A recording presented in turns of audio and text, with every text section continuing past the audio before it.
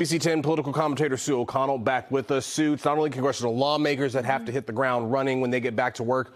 Our representatives right here on Beacon Hill also have to get to work. And we asked you to come up with 3 things they should focus on first. We want to start with number 3, and you say housing. Why? That's right. So you could argue that my top 3 are interchangeable. But look, here's why housing is on the list. Tomorrow, December 31st, that's the deadline for the 129 cities and towns that are in the area to approve new zoning for multifamily housing in order to comply with that MBTA Communities Act.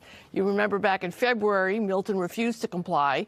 They were sued by Attorney General Andrea Joy Campbell, and we await the Supreme Judicial Court ruling on that.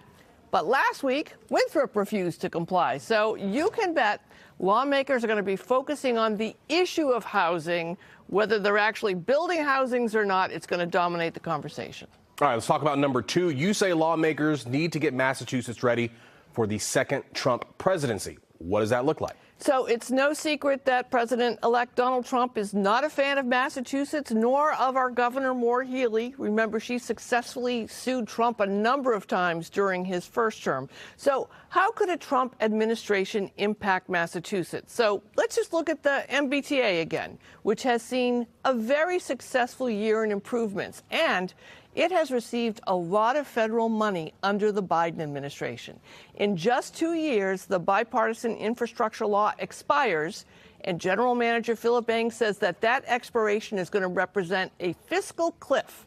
So if federal money for the T dries up, what are state lawmakers going to do? What if Trump also overturns the Affordable Care Act, or if Trump targets offshore wind development or reduces federal money to schools? State lawmakers are going to have to find a way to make up those financial gaps.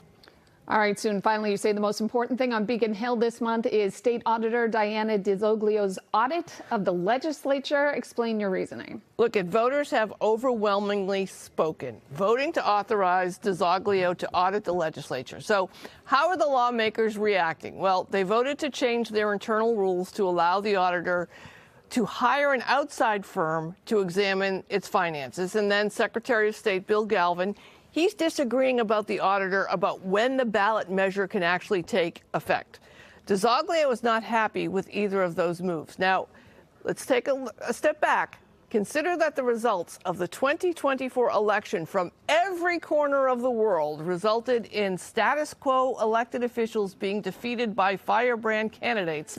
I think state lawmakers, how they comply or don't comply, is not only going to be the issue of the next month, but of 2025. As always, Sue, thanks for your insight and your top 3 things to do in 2025. We know you'll be watching as well.